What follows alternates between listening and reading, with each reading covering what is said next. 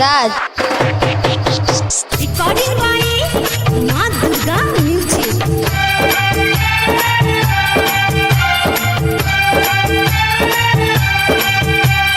DJ Sanjay सम्राट, सरवन mobile shop, घुर्मी बाजार, नेपाल। जहिया चला जतो सैया तोहर दिल्ली ठोकै है डीजे वाला सकीली। की कहली रे?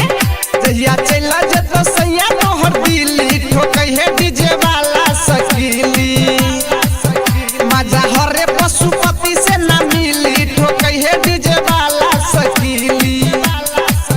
जहिया चला जतो सैया तोहर दिल्ली ठोकै है डीजे वाला सकीली। और देखलियो तोरा संग संग के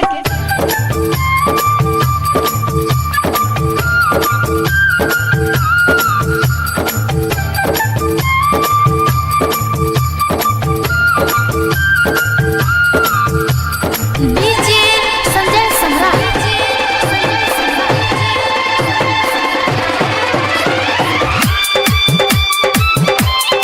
DJ Ganesh.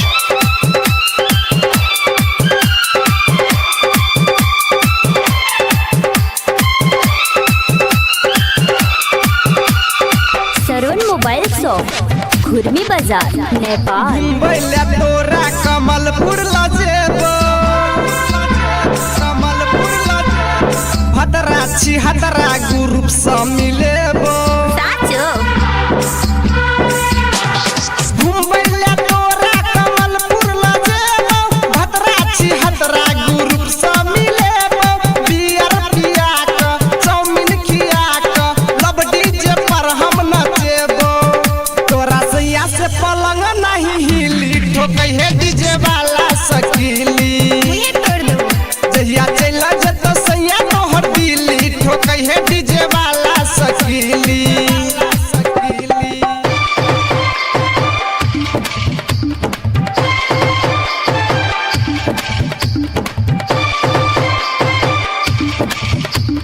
डीजे संजय सम्राट, संजय सम्राट।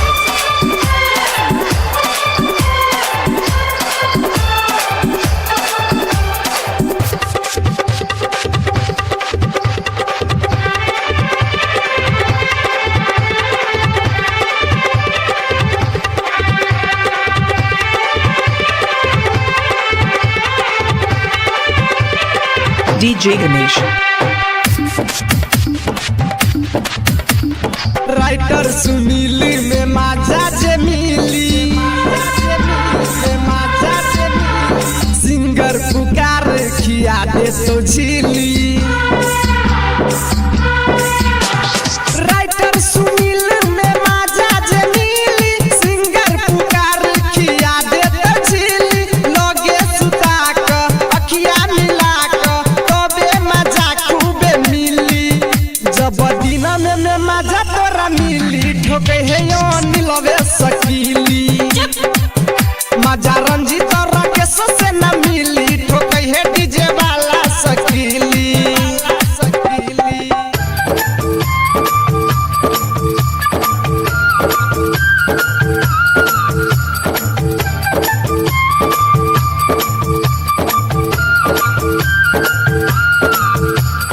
डीजे संजय सम्राट,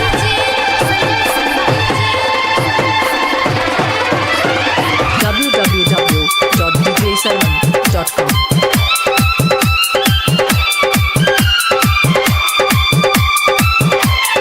DJ Ganesh.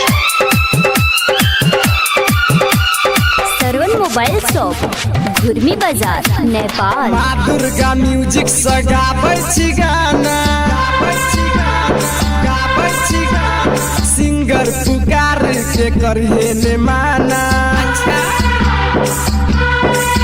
हे गे माँ दुर्गा म्यूजिक से गाबै छी गाना, सिंगर पुकार के करिए ने माना।